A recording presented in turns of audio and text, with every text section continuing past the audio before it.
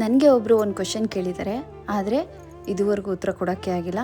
ಅವ್ರಿಗೆ ನಾನು ಸಾರಿ ಕೇಳ್ತೀನಿ. ನನ್ನ ವಿಡಿಯೋ ನೋಡ್ತಾರೆ ಅಂತ ನಂಗೆ ಚೆನ್ನಾಗಿ ಗೊತ್ತು. ರಾಯರ ಭಿಕ್ಷೆ ರಾಯರಿದ್ದಾರೆ. ನಮಸ್ತೆ, ನಾನಿಮ್ಮ ಸೌಮ್ಯಶ್ರೀ. ನಮ್ಮ ರಾಘವೇಂದ್ರ ಸ್ಯಾರಿ ಸ್ಪೇಸ್ಗೆ ಮತ್ತೆ ರೀಸ್ಟಾಕ್ ಆಗಿದೆ ಸ್ಯಾರಿ. ಯಾವುದು ಅಂತ ನೀವು ನೋಡಿ. ಆಲ್ರೆಡಿ ಈ ಸ್ಯಾರೀಸ್ ಎಲ್ಲ ಬುಕ್ಕಿಂಗ್ ಆಗಿದೆ. ನಿಮಗೂ ಯಾರಿಗಾದ್ರೂ ಈ ಸ್ಯಾರೀಸ್ ಬೇಕು ಅಂದರೆ ಸ್ಟಾಕ್ ಇದೆ, ನೀವು ಕೂಡ ಸ್ಯಾರಿನ ಪರ್ಚೇಸ್ ಮಾಡ್ಬೋದು. ನಾನು ಇವಾಗ ಯಾವ ವಿಷಯವಾಗಿ ಮಾತಾಡ್ತೀನಿ ಅಂದರೆ, ಮನೆಯಲ್ಲಿ ನಾವು ಅರಿಶಿನ ಕುಂಕುಮನ ದೇವ್ರ ಮನೇಲಿ ಇಟ್ಟಿರ್ತೀವಿ. ಸಡನ್ನಾಗಿ ದೇವರ ಫೋಟೋಯಿಂದ ಅರಿಶಿನ ಕುಂಕುಮದ ಮೇಲೆ ಹೂವು ಬೀಳುತ್ತೆ. ಹೂವು ಬಿದ್ದಾಗ ಕುಂಕುಮ ಚೆಲ್ಲಿದಾಗ ಅದು ಅಪಶಕನ ಇಲ್ಲ ಶುಭನ ಅಂತ ಕೆಲವ್ರಿಗೆ ಆತಂಕ, ಭಯ ಅನ್ನೋದು ತುಂಬ ಇರುತ್ತೆ, ತಳಮಳ ಇರುತ್ತೆ.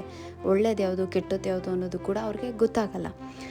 ಅದ್ರ ಬಗ್ಗೆ ಇವತ್ತು ನಾನು ಗೊತ್ತಿರುವಷ್ಟು ನಾನು ತಿಳಿಸ್ತಾ ಇದ್ದೀನಿ. ನೋಡಿ, ಆತಂಕ ಪಡುವಂಥದ್ದು ಏನೂ ಇಲ್ಲ. ದೇವರ ಮೇಲಿಂದ ಹೂವು ಬಿದ್ದು ಕುಂಕುಮ ಚೆಲ್ಲಿದಾಗ ನಮಗೆ ಅದೊಂದು ಮುನ್ಸೂಚನೆ. ನಮಗೆ ಯಾರಿಗೋ ಏನು ತೊಂದರೆ ಆಗ್ಬೋದು, ಒಂದು ಎಚ್ಚರಿಕೆಯನ್ನು ನಮಗೆ ದೇವರು ಕೊಟ್ಟಿರ್ತಾರೆ. ಹಂಗಾದಾಗ ನಾವು ನಂಬಿಕೆನ ಯಾವತ್ತೂ ಕಳ್ಕೊಬಾರ್ದು. ದೇವ್ರ ಮೇಲೆ ನಂಬಿಕೆನ ಇಡಬೇಕು. ಇಟ್ಟು ನಾವು ಮಾಡಬೇಕಾಗಿರುವಂಥದ್ದು ಏನಪ್ಪ ಅಂತಂದರೆ, ನಮ್ಮ ಮನೆಯ ದೇವರಿಗೆ ತುಪ್ಪದ ದೀಪನ ಹಚ್ಚಿ ನಾವು ಪ್ರಾರ್ಥನೆ ಮಾಡ್ಕೋಬೇಕು. ಅದಾದಮೇಲೆ ನಾನು ಒಂದು ಮಂತ್ರನ ಹೇಳ್ಕೊಡ್ತೀನಿ. ಆ ಮಂತ್ರನ ನೀವು 21 ಬಾರಿ ನೀವು ಹೇಳ್ತಾ ಬನ್ನಿ. ಖಂಡಿತ ನಿಮಗೆ ಒಳ್ಳೆಯದಾಗುತ್ತೆ. ಆತಂಕ ಬೇಡ.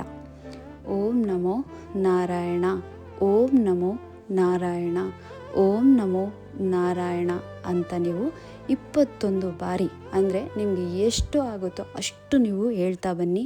ಖಂಡಿತ ನಿಮಗೆ ಒಳ್ಳೆಯದಾಗುತ್ತೆ. ಇದು ಭಯ ಪಡುವಂಥದ್ದು ಏನೂ ಇಲ್ಲ, ಎಲ್ಲ ಒಳ್ಳೆಯದೇ. ಕುಂಕುಮ ಚೆಲ್ಲಿರುತ್ತಲ್ವ, ಅದೇ ಕುಂಕುಮನ ತಗೊಂಡು ಮತ್ತೆ ಕುಂಕುಮದ ಬಟ್ಟೆల ಒಳಗಡೆ ಹಾಕಬಾರ್ದು. ಆ ಕುಂಕುಮನ ನೀಟಾಗಿ ಒಂದು ಬಟ್ಟೆಲೆಲ್ಲ ನೀಟಾಗೆಲ್ಲ ಎತ್ಕೊಂಡು ತೊಗೊಂಡೋಗಿ ಹಸಿರಾಗಿರುವಂಥ ಗಿಡಕ್ಕೆ ಇಲ್ಲ ನಿಮ್ಮ ಮನೆ ಮುಂದೆ ಇರುವಂಥ ಪಾಟ್ಗೆ, ಗಿಡದ ಹತ್ರ ಹಾಕಬೇಕು. ಅಲ್ಲಿ ಇಲ್ಲಿ ಹಾಕಬಾರ್ದು, ಕಸಿಗೆಲ್ಲ ಹಾಕಬಾರ್ದು.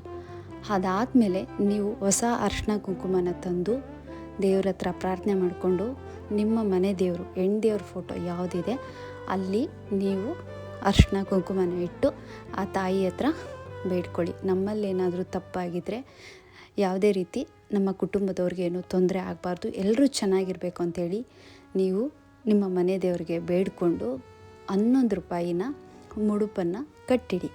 ನೀವು ದೇವಸ್ಥಾನಕ್ಕೆ ಹೋದಾಗ ದೇವ್ರ ಉಂಡಿಗೆ ಹಾಕಿ. ಇಲ್ಲಿ ಭಯ ಪಡುವಂಥ, ಆತಂಕ ಪಡುವಂಥದ್ದು ಏನೂ ಇಲ್ಲ. ನಂಬಿಕೆ ಇಡಿ.